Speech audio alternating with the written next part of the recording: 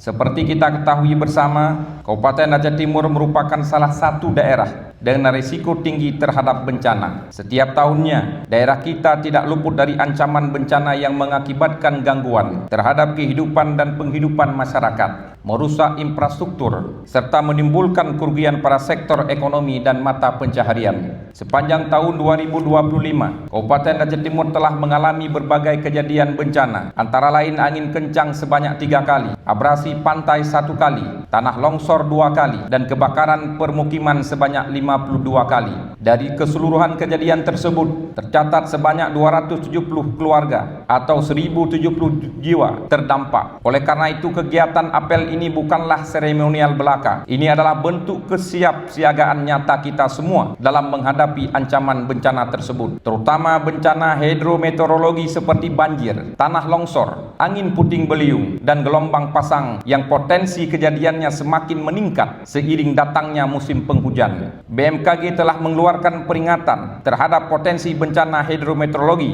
di beberapa wilayah. Peringatan ini harus kita tindak lanjuti secara cepat dan terukur. Karena itu, apel hari ini menjadi langkah penting untuk memastikan bahwa semua personil, sarana, dan peralatan dalam keadaan siap siaga menghadapi setiap kemungkinan bencana. Hadirin yang berbahagia, dasar pelaksanaan kegiatan ini berpijak pada Undang-Undang Nomor 24 Tahun 2007 tentang Penanggulangan Bencana dan Peraturan Pemerintah Nomor 21 Tahun 2008 tentang Penyelenggaraan Penanggulangan Bencana. Regulasi tersebut menegaskan bahwa penanggulangan bencana bukan hanya menjadi tanggung jawab satu lembaga semata, tetapi merupakan urusan kita bersama. Kesiapsiagaan menghadapi bencana tidak dapat berjalan efektif tanpa kolaborasi antara BPBD, TNI, Polri, Basarnas, tenaga kesehatan, pilar sosial, Satpol PP, media, masyarakat, dan dunia usaha. Setiap unsur memiliki peran dan tanggung jawab yang penting untuk memastikan mekanisme komando dan koordinasi berjalan efektif saat penanganan bencana di lapangan. Mari kita jadikan apel ini sebagai momentum untuk memperkuat barisan dan menyatukan langkah. Pastikan seluruh peralatan dalam kondisi optimal, kendaraan operasional siap digunakan, logistik tanggap darurat tersedia, dan jalur komunikasi antar lembaga berjalan dengan baik. Lakukan patroli di wilayah rawan, berikan edukasi kepada masyarakat, dan pastikan mereka menjadi bagian dari upaya kesiapsiagaan dalam kesempatan ini. Saya juga ingin menekankan kepada para camat agar memberi perhatian serius terhadap kesiapsiagaan bencana banjir di wilayah masing-masing. Saya minta para camat dapat mendorong seluruh kampung yang rawan banjir agar memiliki kewaspadaan dan kesiapan secara mandiri dalam menghadapi kemungkinan darurat bencana. Salah satu langkah yang dapat dilakukan adalah dengan menggerakkan seluruh unsur Porkopimcam dan GISIK untuk meningkatkan kesiapsiagaan masyarakat kampung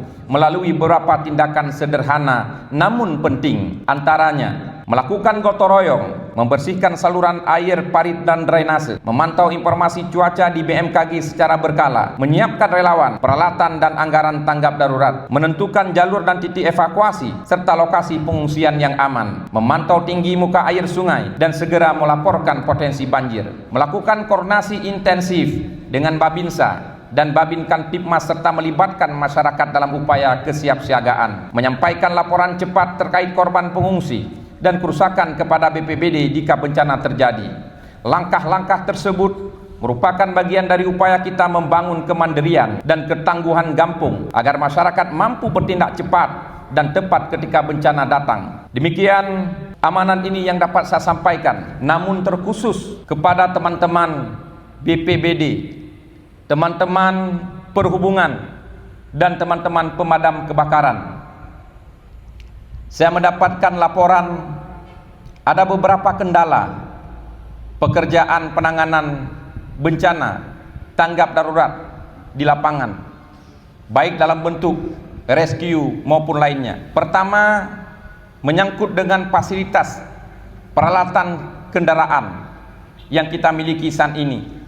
Saya minta kepada kepala instansi masing-masing agar bisa memastikan seluruh kendaraan, seluruh peralatan pendukung itu dalam keadaan yang aktif dan tidak rusak. Apabila kondisinya rusak, segera laporkan kepada saya untuk segera kita perbaiki. Karena tidak boleh saat masyarakat melaporkan kebencanaan dan ketika petugas datang terkendala dengan peralatan yang kita miliki. Saat ini kita juga sedang mengupayakan peralatan tambahan, termasuk melalui Kementerian Pusat di Jakarta, termasuk pengadaan armada pemadam kebakaran yang baru, di mana secara donasi yang belum ada pos pemadam, kita akan tempatkan pos pemadam baru untuk membantu apabila terjadi kebakaran di tengah masyarakat. Selanjutnya, saat ini apabila shift yang dilakukan oleh petugas pemadam kebakaran, oleh petugas BPBD, terkhusus memang untuk pemadam yang sampai liburnya 9 hari untuk masing-masing personil, ini agar bisa dievaluasi kembali karena liburnya terlalu panjang sampai 9 hari.